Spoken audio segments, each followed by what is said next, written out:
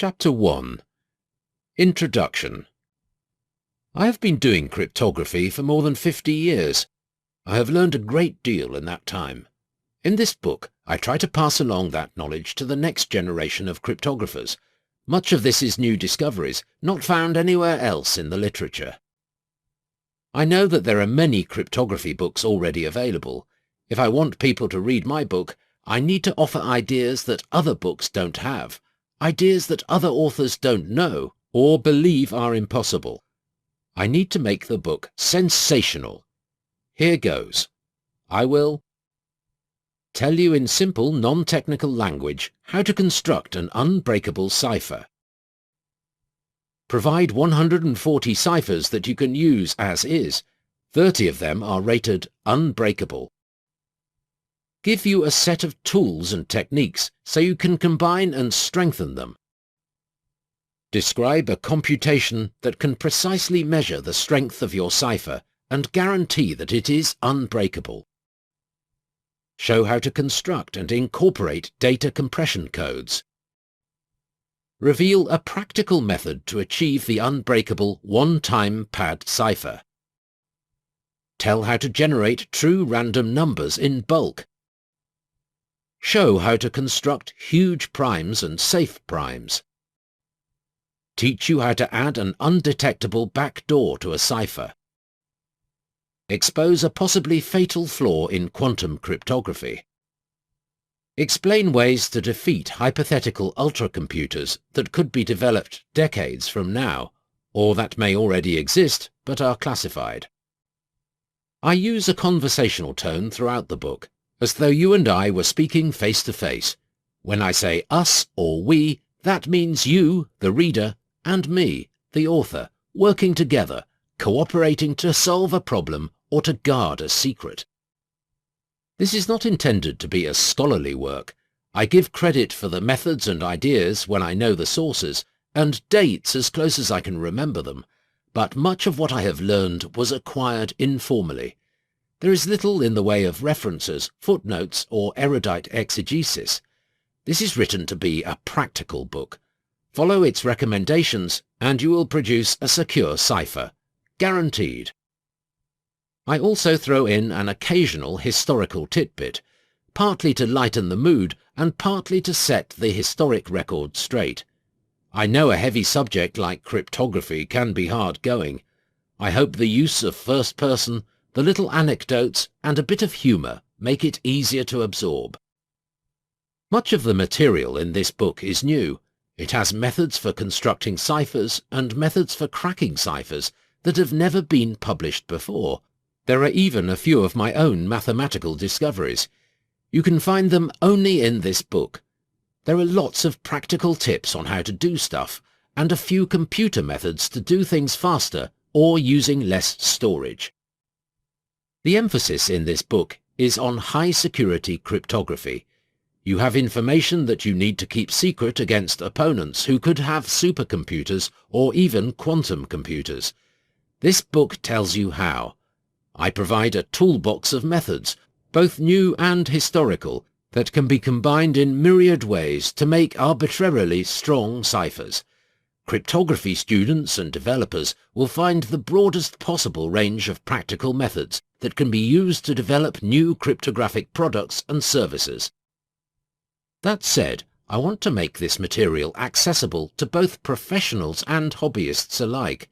There are plenty of methods that can be done by hand, using only paper and pencil. You can find such a method at the end of section 9.6.1.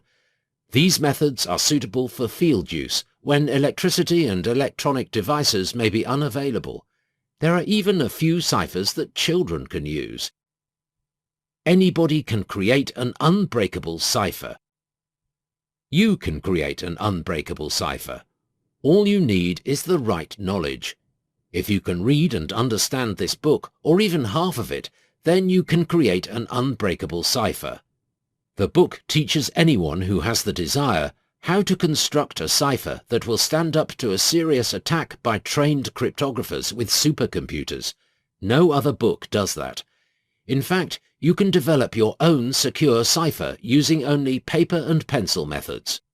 I build up a large inventory of methods and concepts, starting with historical ciphers from the 15th century onward, and teach you what combinations reinforce your ciphers and which are merely wasted effort. I'm going to give you an armory of tried and true techniques, plus fresh and new techniques that you can use to build an impregnable fortress. Fair warning, I am a mathematician by training and a computer scientist by occupation, so I tend to use mathematical notation and mathematical concepts liberally. This book is intended for a broader audience, not just engineers and scientists. I will try to explain all of the needed math so that the book is self-contained. If you understand subscripts and exponents, and you can read expressions containing parentheses, that is about as much math background as you will need. I explain all of the math beyond that, such as prime numbers, modular arithmetic, and, for the more advanced chapters, matrix arithmetic and mathematical rings. If you don't understand a particular mathematical concept, you have three choices. 1. Take my word for it. 2. Skip that section entirely. Or 3. Don't use the related cryptographic method. There are still plenty of methods. Some are sure to fit your needs. Or just plunge in and read the math sections anyway. You may surprise yourself with how much you learn. Don't be discouraged if you don't understand some topic. You may find the next one easy. Even professional mathematicians don't understand every topic. Chapter 2. What is cryptography? This chapter covers basic terms used in cryptography. What is an unbreakable cipher? What are the different types of cryptography? Cryptography is often called the art of secret writing. It is more than that. It encompasses everything from invisible inks to transmitting messages by quantum entanglement of photons. In particular, cryptography includes the making and breaking of codes and ciphers. Different authors use cryptographic terminology in inconsistent ways, so let us begin by agreeing on some basic terms. Plain text or clear text is the message or document that you wish to keep secret. In traditional cryptography, the message was text written in some language known to both sender and receiver. In a computer setting, this could be any type of file such as a PDF, text, JPEG, image, MP3, audio, or AVI, multimedia. A cipher is a method or algorithm for garbling a message to make it unreadable, for example, by changing the order of the characters or by replacing some characters with different characters. In general, ciphers operate on individual characters or groups of characters in the text without regard for their meaning. A key is a secret piece of information known only to the sender and the legitimate receiver, or receivers, that selects which transformation is used for each message. For example, if the cipher method is to change the order of the letters in a message, the key might specify which order to use for that day's messages. A key can be a letter, a word or phrase, a number, or a sequence of letters, words, and numbers. The strength of a cipher is highly dependent on the total size of the keys it uses. A keyword or key phrase is a word or phrase used as a key. Encryption or encipherment is the process of changing the plain text into an unreadable garble by the legitimate sender who knows the key. Ciphertext is the resulting garbled, unreadable message or document which will be transmitted or stored. Decryption or decipherment is the process that the legitimate receiver, who knows the method and the key, uses to turn the garbled ciphertext back into the original plain text message. A code is also a method for garbling a message to make it unreadable. By contrast to a cipher, a code normally operates on words or phrases in a message. A typical code replaces words or phrases with groups of digits or letters. Confusingly, the word code is also used to mean a standardized representation for letters, such as Morse code. Hopefully, the meaning will be clear from the context. Cryptology is the formal study of cryptography, the mathematics and methodologies used for constructing and solving ciphers. Scholars study cryptology. Code breakers study cryptanalysis. Cryptanalysis is the study of codes and ciphers for the specific purpose of identifying weaknesses and finding ways to break them or, conversely, ways to strengthen them. Code breaking is the process of solving encrypted messages by third parties, enemies or opponents, who do not have the key and may not even know the method. This can be done by mathematical methods or by the patient amassing and collating of intercepts, but in practice often comes down to the 3 B's: bribery, blackmail, and break-ins. Section 2.1. Unbreakable ciphers. Now that we have some common language, let me address the main issue.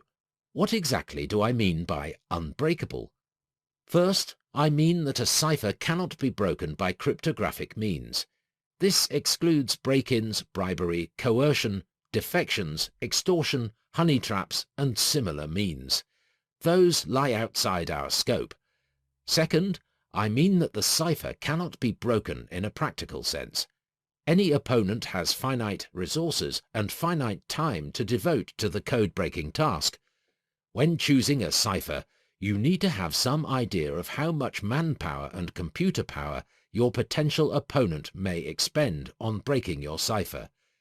Make a conservative guess, allow for improvements in computers, add a margin of safety, and pick a number. Then, when you choose a cipher, you have a target to aim for. Reach that target, and your cipher is effectively unbreakable. Remember that many messages have a limited lifespan. If your message is "attack at dawn" and your enemy reads your message at noon, it's too late. You have already attacked. A cipher that can be broken in 12 hours is effectively unbreakable when your opponent does not have 12 hours. Just to make this concept doubly clear, when I say that a cipher has been broken, I mean that an opponent can read the messages sent using that cipher. Even if the opponent can read only 1% or 0.01% of the messages, the cipher is broken. But there is a cutoff somewhere. If the opponent can read a message only if they have intercepted many messages of the same length enciphered with the same key, or where 63 out of 64 key bits are 0, then the cipher is still unbroken. The opponent has no a priori way of telling which messages used which key, or which keys are nearly all 0. It may never happen that you send 2 messages with the same length and same key, or where 63 key bits out of 64 are 0. If your cipher uses a 256-bit key, and an enemy cryptanalyst finds a mathematical or computational method to reduce this to 200 bits or even 150 bits, that cipher may be weakened, but it is still unbroken if your chosen level of security is 128 bits. Using a 256-bit key to achieve a security level of 128 bits provides a huge margin of safety. When the government decided that the old data encryption standard was no longer safe, it held an international competition for a new cipher. Proposals were solicited worldwide. Dozens of ciphers were submitted. Hundreds of cryptographers evaluated these candidate ciphers for security, speed, and ease of implementation. There were 3 rounds of winnowing, lasting from 1997 to April 2000, until a winner was chosen. That's what you need to do when your cipher is going to be a worldwide standard for governments, banking, industry, and the military. If you decide to enter the next competition, this book will help prepare you. Most readers, however, will not attempt that. Their ciphers will have more limited scope. They may trust their own judgment, or whatever verification process they devise for evaluating their ciphers. The principles in Chapter 12 will help guide them to a sound and confident decision. Section 2.2. Types of cryptography. There are many different types of cryptography. Some types used in the past were hidden message. For example, the messenger could swallow the message, or hide it in their boot heel or saddle, or simply memorize it. It was common in ancient times to have a messenger memorize a message phonetically in a language they did not understand. Secret method, such as the Caesar cipher, where each letter of the alphabet is replaced by the letter 3 places later. That is, A becomes D, B becomes E, C becomes F, and so forth. Disguised message, where the message is made to look like something else, such as a design in the messenger's garments. Invisible message, such as microdots or invisible inks that become visible when heated or exposed to acid. Misdirection, for example, where the signature or the shape and color of the paper are the true messages, and everything else is distraction or disinformation. Collectively, all methods for hiding a message are called steganography, first described in the 1499 book Steganographia by Benedictine abbot Johannes Trithemius, born Johannes Heidenberg. Trithemius's book is itself a form of steganography, since it is disguised as a book of magic. Some of these steganographic methods have modern counterparts. For example, a message can be concealed in a JPEG image file by using only the low-order bits of each pixel. Another example is to use a random number generator to pick certain bits in each byte of a file. The chosen bits contain the message, and the remaining bits can be random gibberish. Before describing modern ciphers, let me introduce a useful shorthand. A message is sent from a sender to a receiver, and the purpose of encryption is to keep some enemy from reading the message. For brevity, I call the sender Sandra, the intended receiver Reva, and the enemy Emily. This is more natural than Alice, Bob and Carol, isn't it? Usually, Sandra enciphers the message at her location before sending it to Reva. The message may be sent by any means: letter, telephone, internet, shortwave radio, Aldis lamp, microburst, telegraph, fiber optic cable, semaphore, quantum entanglement, or even smoke signals, if there is a direct line of sight. To make this picture more complete, the cipher may require a key as well as the plain text, and there may be an enemy listening in. Here is a fuller image. Modern ciphers generally fall into 3 broad categories: secret key, public key, and personal key. Their main distinguishing features are as follows. Secret key. Sandra has a secret key which she uses to encipher messages. Reva has a corresponding secret key which she uses to decipher those messages. This may be the same key or an inverse key. Usually Sandra controls the key. When Sandra changes the key, she must send the new key or its inverse to Reva. This is the standard paradigm of classical cryptography. Public key. Reva has a public encryption key, which she makes known to everyone. Whenever Sandra wants to send Reva a message, she enciphers it using Reva's public key. Reva also has a secret decryption key, known only to herself, which she can use to decipher the messages that she receives. To make this scheme work, it is essential that nobody else can compute this secret key from the public information. The dominant public key method is the RSA algorithm, invented by Ronald Rivest, Adi Shamir, and Len Adelman in about 1975. Personal key. Sandra and Reva each have a personal key they share with nobody, not even one another. Since no keys are ever transmitted or shared, Personal key cryptography is sometimes called keyless cryptography. Here is how it works. Pass 1. Sandra enciphers the message with her personal key and sends the enciphered message to Riva. Pass 2. Riva enciphers that message with her personal key and sends this doubly enciphered message back to Sandra. Pass 3. Sandra deciphers that message using her personal key and sends this back to Riva. This message is now enciphered only with Riva's key, which she uses to read the message. The tricky part here is that Sandra's encryption and Riva's encryption need to commute. That is, they must produce the same result regardless of whether Sandra encrypts first or Riva encrypts first.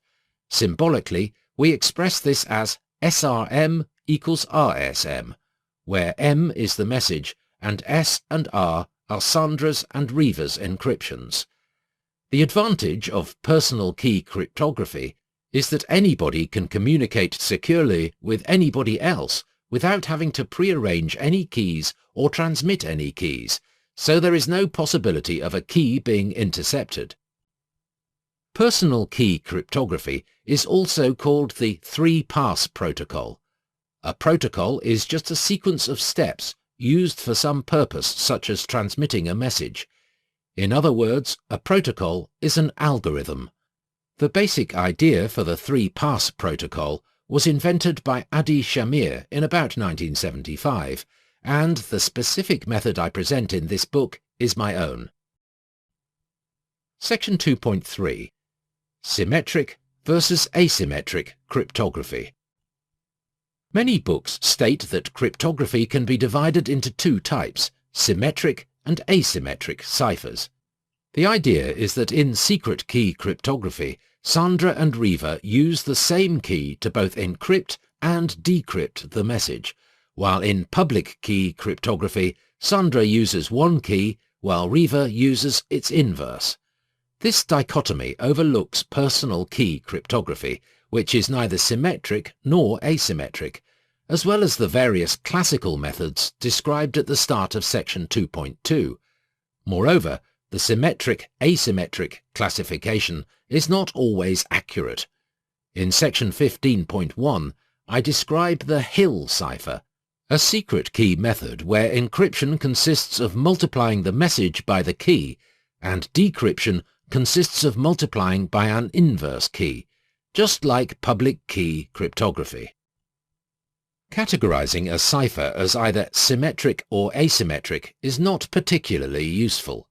It fails to capture the essential difference between secret key and public key cryptography, namely that in secret key cryptography all of the keys are kept secret, while in public key cryptography each party keeps one key secret and makes one key public and available to everyone.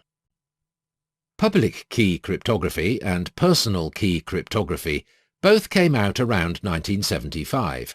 Public key cryptography fired the imagination, so secret key and personal key methods have received scant attention since that time. Public key cryptography is fully covered in many books. This book focuses primarily on secret key cryptography, the mainstay and bedrock of cryptography. Section 2.4. Block ciphers versus stream ciphers. Another classification is to divide ciphers into block ciphers and stream ciphers. Block ciphers operate on blocks of characters in the message, say blocks of 5 characters. Usually all of the blocks are the same size, and the same key is used for every block. Stream ciphers operate on one character of the message at a time. Each character has its own key, called the character key, typically taken from a larger key called the message key. In older stream ciphers, the message key was repeated.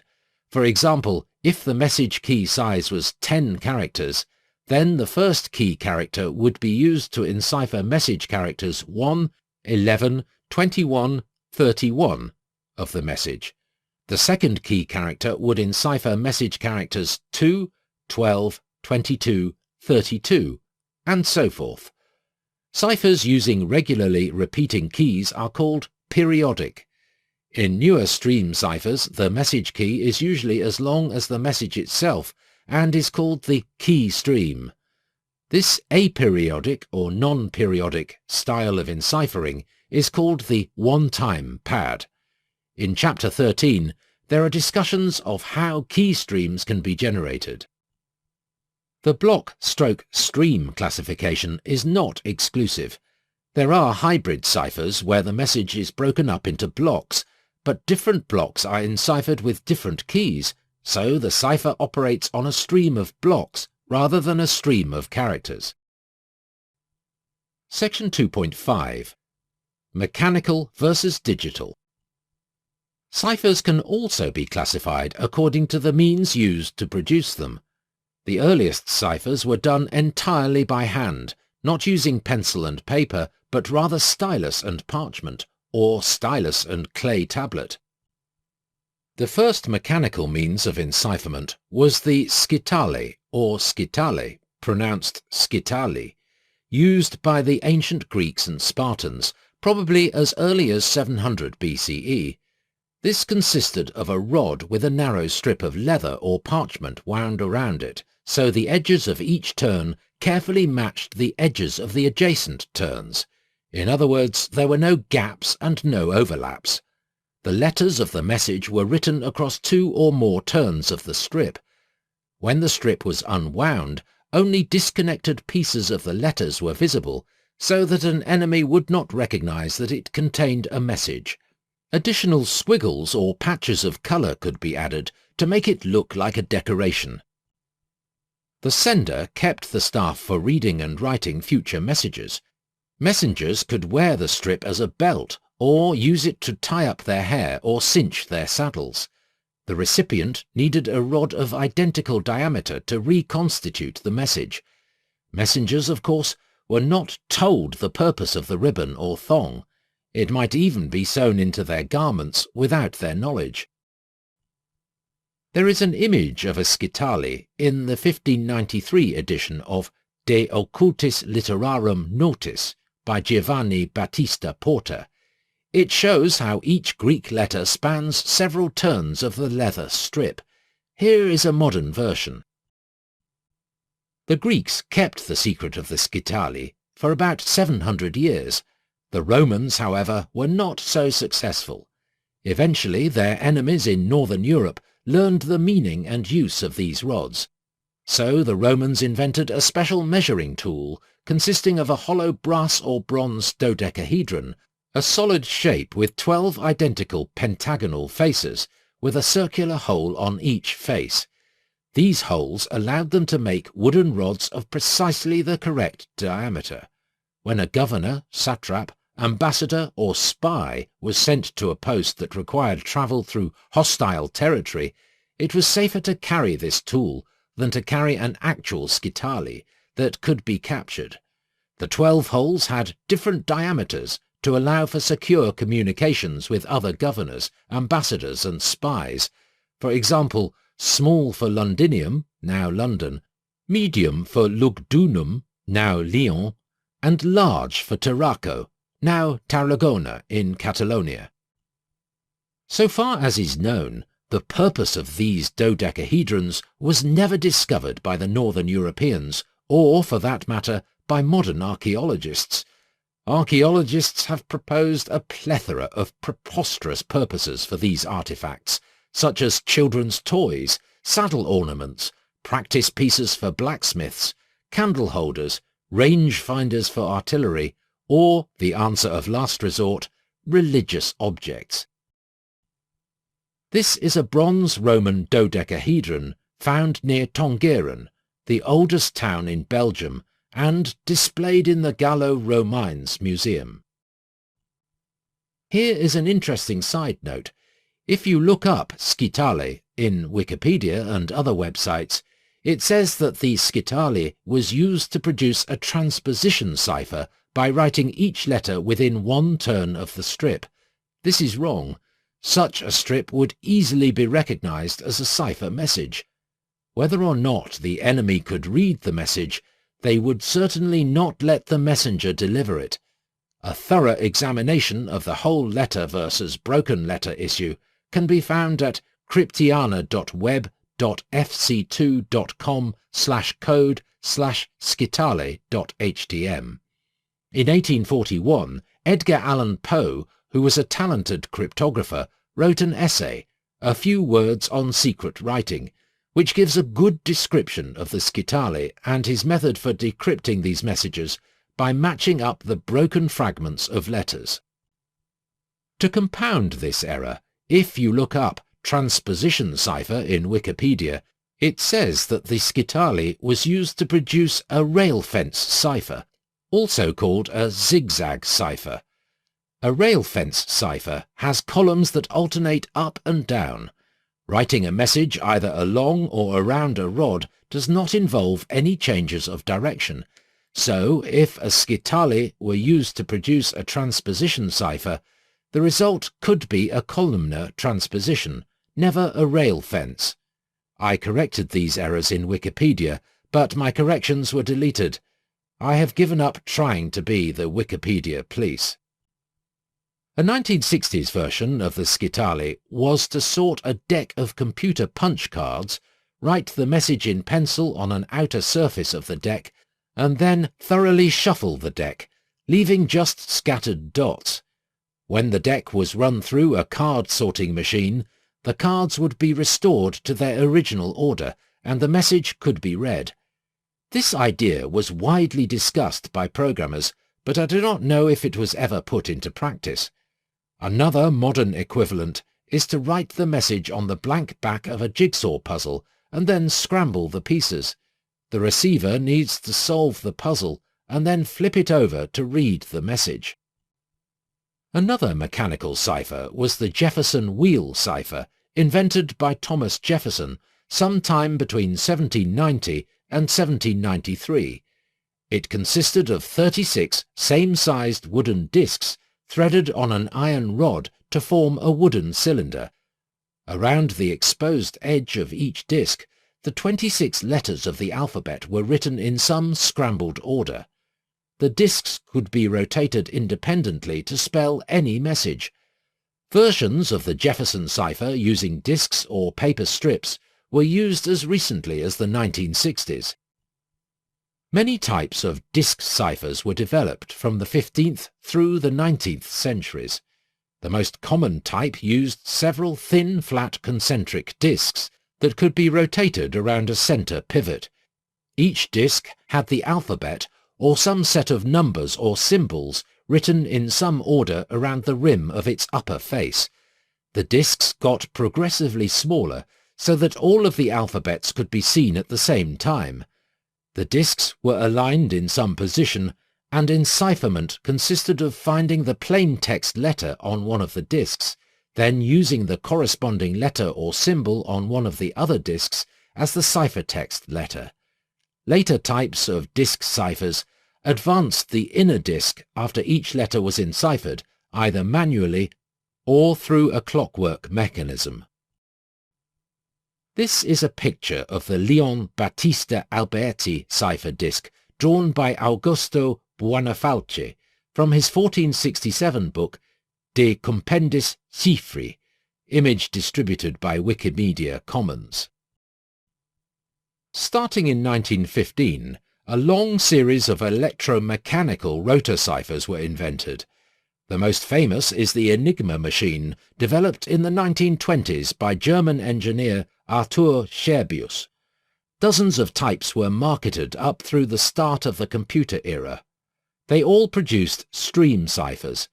The basic idea was that the substitute for a letter was determined by the path that the electric current took through the series of turning rotors. After each letter was enciphered, some of the rotors turned, controlled by various cams, gears, lugs and pawls, to change the substitutions in myriad ways. So if the word infantry came out as PMRNQGFW, that might not happen again for billions of turns. Since the 1960s, cryptography has become increasingly computerized and digital. The Data Encryption Standard, DES, was developed by IBM in 1975 and certified by the National Bureau of Standards in 1977. This touched off a series of block ciphers with names like Serpent and Twofish, culminating in the Advanced Encryption Standard, AES, adopted by the National Institute of Standards and Technology, NIST, in 2001. This class of ciphers is covered in Chapter 11. The progression has been from manual to mechanical to electromechanical to digital. Section 2.6. Why choose secret key? In this era of public key cryptography, the question naturally arises, why would anyone choose secret key cryptography? There are several reasons. Secret key cryptography is much faster. Even the strongest, most complex secret key methods tend to be hundreds or even thousands of times faster than the leading public key methods. In fact, the main use of public key cryptography is to encrypt keys for secret key cryptography. The keys are sent using public key methods, but the messages themselves are sent using secret key methods. Public key cryptography, PKC, requires a public key infrastructure. There must be public key servers to distribute public keys to potential correspondents. PKC is subject to a variety of man-in-the-middle and spoofing attacks, where an opponent poses as the sender and/or the receiver and/or the key server, so PKC requires a great deal of authentication and verification. The person requesting a public key must prove membership in the same network as the recipient. The message containing the public key must be verified to assure it came from the server. The receiver must be authenticated when the public key is first posted on the server and every time it is changed. When a new party is added to the network, the person authorizing that new party must be authenticated. When a new network is added to a server, every party involved must be authenticated. The receiver must verify that the received message has not been altered or replaced by some third party. This all makes for a profusion of messages. Secret key cryptography can operate without any of that administrative overload. Two individual people can exchange secret key messages without involving anyone else or any intermediating system. When several people are exchanging secret key messages, the only authorization required is that each party has the current key. An unauthorized person won't have the keys and can't read the messages. Exchanging messages is not the only use for cryptography. An equally important role is securing the secrecy of data files stored on a computer, on an external device such as a flash drive, or in cloud storage, often for a long time. PKC cannot be used for this purpose. Only secret key methods are suited for keeping data files secret. When a message needs to be broadcast to many receivers at the same time, this can easily be done with secret key methods. All that is needed is for each party to have the key. They could use a special broadcast key separate from their personal keys, or each party could be sent the message key by using a separate key transmission key. With public key methods, you would need to get the individual public keys of all the recipients, with all of the attendant authorization and verification. This cannot be prearranged because the participants are free to change their public keys at any time. The most common public key method is the RSA method. The strength of this method depends on the fact that it is currently very difficult to factor large numbers, see section 3.4. Given a 200-digit decimal number, with no small prime factors, there is currently no feasible way of factoring it. However, when quantum computers become available, this will all change. MIT professor Peter Shaw developed a quantum algorithm that can easily factor a number that size. When that happens, all of the RSA messages stored on computers will be able to be read. There is, so far, no known way to use quantum computers for cracking secret key ciphers. If quantum computers are a concern, secret key cryptography is the only choice. Section 2.7. Why build your own? If you are a cipher hobbyist, it is obvious why you want to build your own ciphers. You build your own ciphers because that's your hobby. Model train hobbyists design, build and run model trains. Model plane fans design, build and fly model planes. Cipher hobbyists design, build and solve ciphers. If you are a cryptography student, building your own cipher is good training. It is the best way to learn how to build and how to evaluate ciphers. The current standard cipher, AES, section 11.5, will not last forever, and somebody will need to design its replacement. If you want to be part of that effort, this book may be your best starting point. If you are a serious cryptographer with responsibilities for protecting high-value data and communications, you might build your own ciphers out of a healthy skepticism that the government-approved ciphers are as safe and secure as your government claims. Let me give you one story that will support your doubts. Circa 1975, IBM proposed the cipher now called DES, the Data Encryption Standard. It became a worldwide standard for secret key encryption. As IBM originally designed it, DES had a 64-bit key. The National Security Agency, NSA, required that the key be reduced from 64 bits to 56 bits, with the other 8 bits used as a checksum. This made no sense. If a checksum were really needed, then the key could be increased from 64 to 72 bits. It was widely believed that the real reason the NSA made this demand was that it knew how to crack messages using a 56-bit key, but not messages using a 64-bit key. This proved to be true. You could reasonably conclude that the NSA would never approve any encryption standard that it could not crack. In that case, you could infer that the NSA can crack all of the different forms of AES, and if the NSA can crack AES, then it is likely that its Russian and Chinese counterparts can crack AES as well. There are just a handful of experts who construct the candidate ciphers from which the worldwide standard ciphers are selected. It is well known that these experts receive briefings at NSA headquarters in Fort Meade, Maryland. During these meetings, NSA personnel advise them of techniques that might either strengthen or weaken the ciphers. It is possible that hidden among the recommended methods is some backdoor that lets the NSA, and only the NSA, solve these ciphers easily.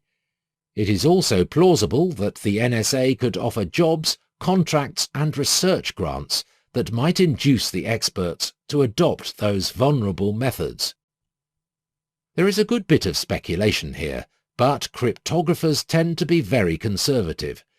If you can imagine a plausible weakness or vulnerability, whether or not your opponent can realistically exploit it, it is best to guard against it whenever you can. Finally, you might just be after speed, simpler implementation, or cheaper hardware. You might want to construct your own ciphers to achieve these goals without giving up security.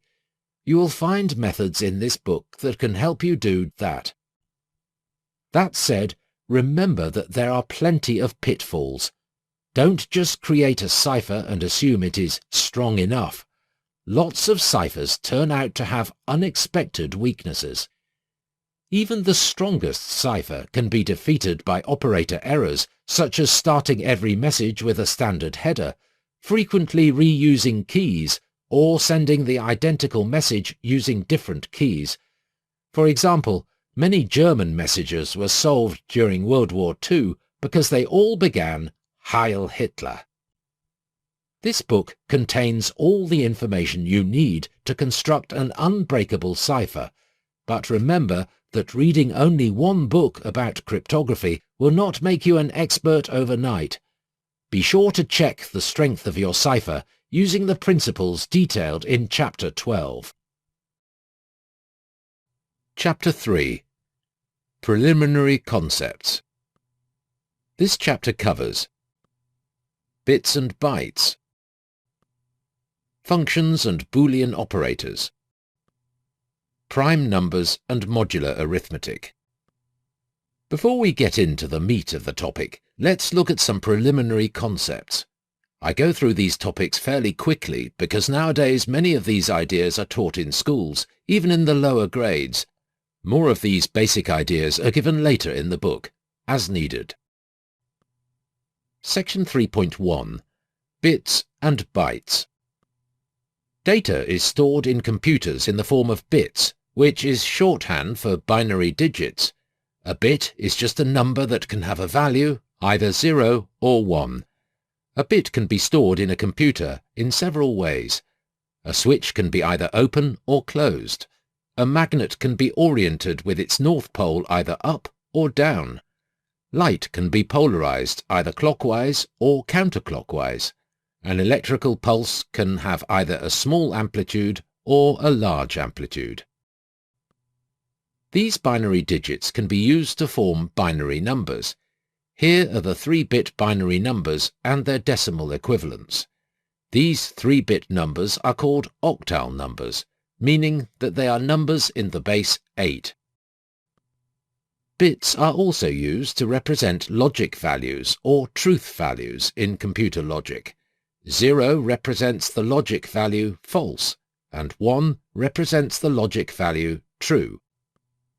A character, such as a letter or a digit, can be represented by an 8-bit binary number, which is called a byte. The term byte was coined in 1954 by Werner Buchholz of IBM. Since each bit has 2 possible values, 8 bits can represent 2 to the power of 8 different characters. That is 2 to the 8th power, which is 256. This is enough for the 26 lowercase letters, 26 uppercase letters, 10 decimal digits, 33 punctuation marks such as equals and $, plus some control characters such as tab and line feed. There are several schemes that allow for representing additional characters, such as this Cyrillic symbol, this Arabic symbol, and even this Chinese symbol, by using up to 4 bytes for each logogram. None of this is relevant for us. Ciphers can work on strings of characters without regard for their meaning. It is irrelevant that the byte being enciphered might be the third of 4 bytes representing some Chinese logogram. For our purposes, a byte has 3 identities. 1. It is a string of 8 logical true/false values. 2. It is an 8-bit binary number, and hence an integer between 0 and 255 inclusive. And 3. It is a representation of some character, such as a letter, digit, punctuation mark, or part of a logogram. Section 3.2. Functions and operators. Mathematical functions are now taught in the elementary grades in school, so I'm sure I do not need to explain the concept, but it is helpful to establish some notation and terminology. A function takes one or more values and produces another value as the result. The values that are taken are called the inputs or the arguments of the function, and the value that is returned is called the output or result. We say that you apply the function to the arguments to produce the result. A function may be denoted by a symbol such as plus or by a letter.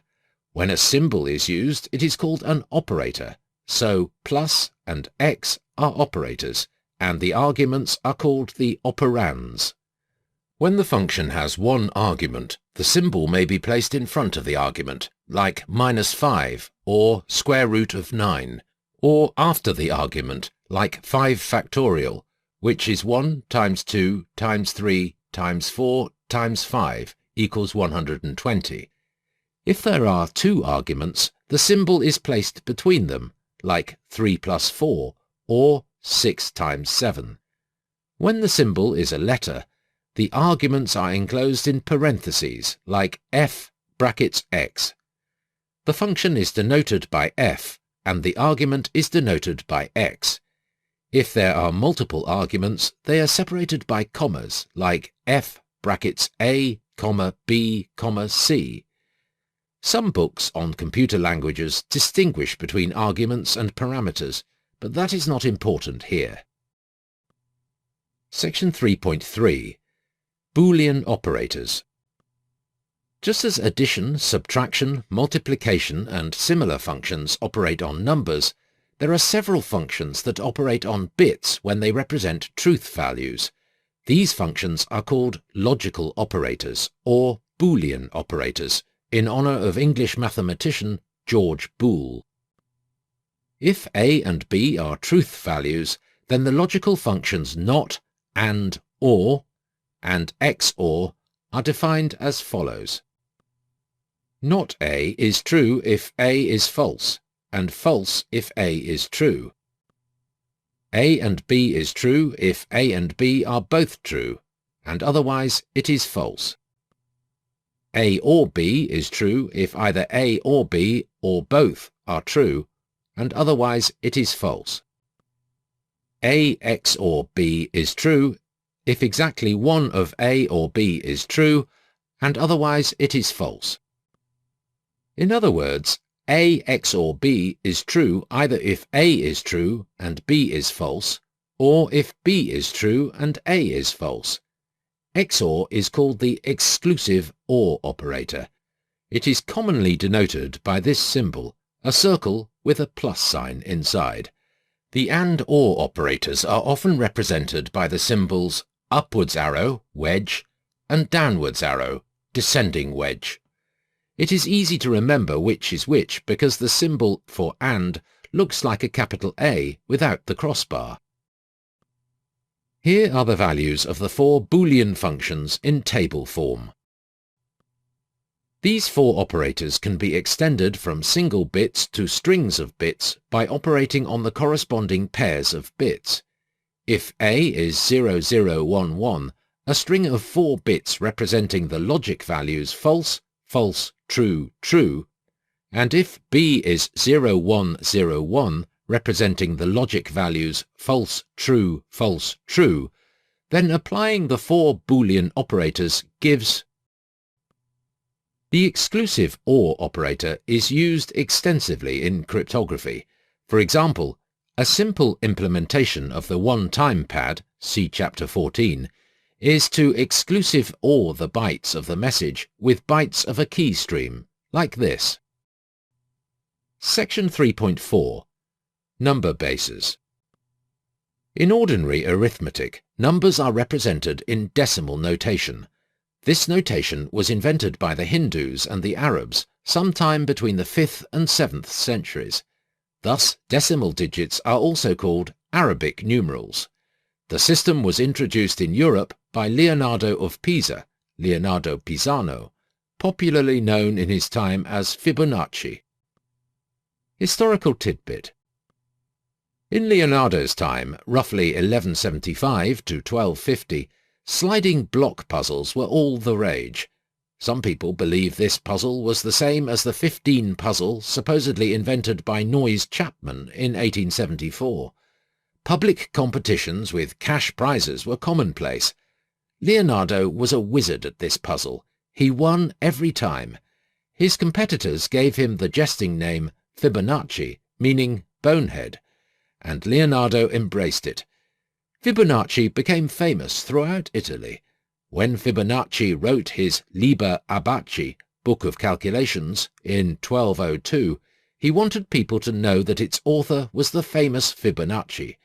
It would be boastful and undignified to say so directly, so on the title page he put Filius Bonacci, which could mean lucky son, or son of Bonacci.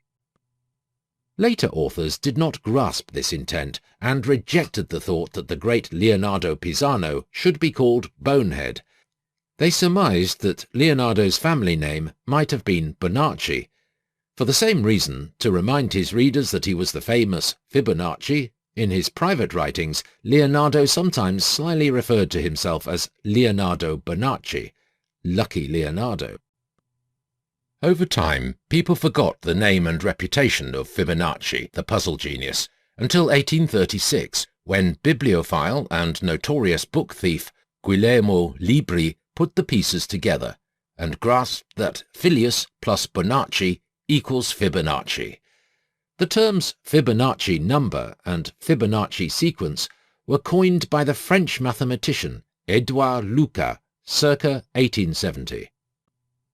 Okay, back to work. To explain decimal numbers, we use exponential notation. An exponential means that a number is multiplied by itself a specified number of times. For example, 5 to the power of 3 means that 5 is multiplied by itself 3 times, namely 5 times 5 times 5, which is 125. In this exponential expression, which is read b to the e power, or simply b to the e, b is called the base and e is called the exponent. If n is any number, then n to the power 1 is n itself. By convention, n to the power 0 is 1 for any number n except 0. The term 0 to the power 0 has no defined value because different ways of evaluating 0 to the power 0 lead to different results. When we write a decimal, or base 10 number like 3456, it means 3 times 1000 plus 4 times 100 plus 5 times 10 plus 6 times 1.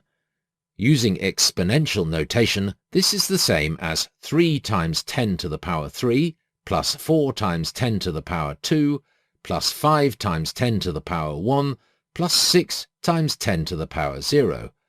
Starting from the right, the low-order digit, in this case 6, is multiplied by 1.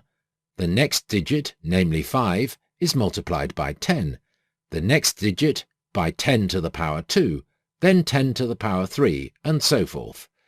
If there were 50 digits, the high-order digit on the left would be multiplied by 10 to the power 49. It works the same way in other number bases. For example, the binary system uses base 2. The binary number 11001 is evaluated as 1 times 2 to the power 4 plus 1 times 2 to the power 3 plus 0 times 2 to the power 2 plus 0 times 2 to the power 1 plus 1 times 2 to the power 0, or 16 plus 8 plus 0 plus 0 plus 1, which is 25. A number base commonly used in computer work is hexadecimal, or base 16. The digits used in base 16 are 0, 1, 2, 3, 4, 5, 6, 7, 8, 9, capital A, B, C, D, E, F, or 0, 1, 2, 3, 4, 5, 6, 7, 8, 9, lowercase a, b, c, d, e, f. I prefer to use the capital letters A, B, C, D, E, F for this purpose, because it makes all of the hexadecimal digits the same height, which is easier to read.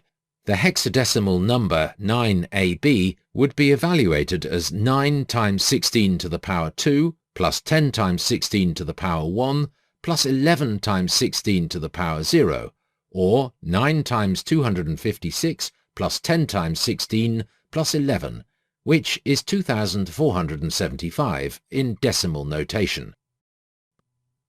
One use of number bases in cryptography is to convert text into numbers.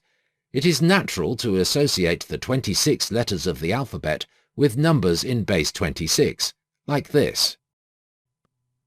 The word work could be expressed as a number, 22 times 26 to the power 3, plus 14 times 26 to the power 2, plus 17 times 26 plus 10, or 396,588. This value can be manipulated like any number, for example by addition, subtraction, or multiplication. Large numbers can be expressed in exponential notation, also called scientific notation, like this: 1.23 times 10 to the power 7. This is the product of 1.23 with 10 to the power 7, which is 10 million. So 1.23 times 10 to the power 7 is 12,300,000. This is the same as taking 1.23 and moving the decimal point 7 positions to the right.